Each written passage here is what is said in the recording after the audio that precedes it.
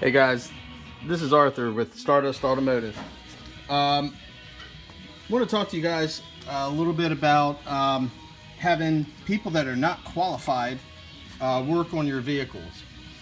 I just got this is a 1990 300ZX twin turbo. I just got done rebuilding the turbo.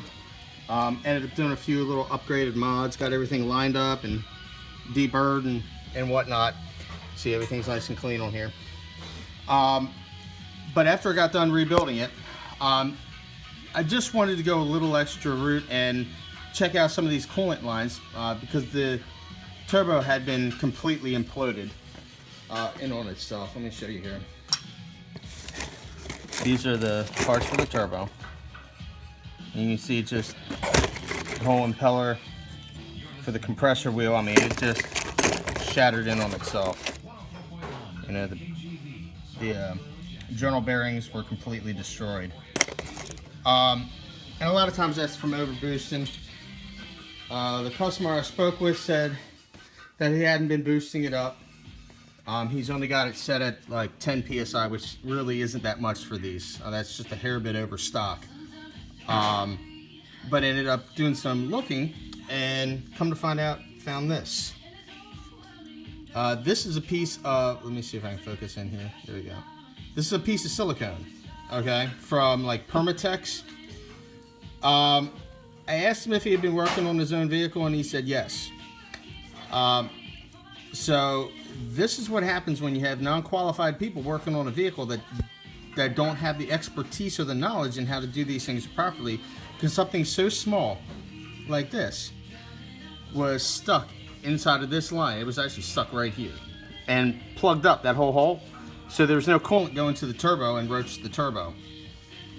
Obviously I've got his valve covers pulled off. We're getting ready to put these things back on here. But when you do, you just need a very, very, very thin layer of VersaSeal or Permatex. I use VersaSeal because it seems to etch into materials a little bit better and withstands some of the stuff, oils and chemicals a lot better than the Permatex does. But you can see, I mean, it's got stuff everywhere.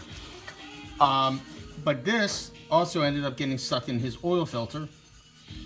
And so that's a huge issue. And I see this more times than not, because a lot of times guys are like, oh, just blob it on here, and they blob it all over the place without realizing that it's going to get inside of your engine components. You know, it's too much. You just need a very thin layer. Most of these parts that they design nowadays are done with such tight tolerances. Most of the stuff lines up and bonds very, very well. So you don't need to go completely crazy with the sealant. But I wanted to show you guys that because this is a big deal. And I see this more times than not. And it's not just with turbocharged cars. I see it with naturally aspirated cars, whether it's stuck in the coolant lines, or oil tubes, or heads, or the oil filter. I mean, this stuff I see this all the time. So my suggestion is, if you're going to work on your car, use very little VersaSeal. Use very little Permatex. You don't need a whole lot. If not, take it to a certified, qualified technician that can work on your vehicle. I hope you guys learned something, and you guys have a good day.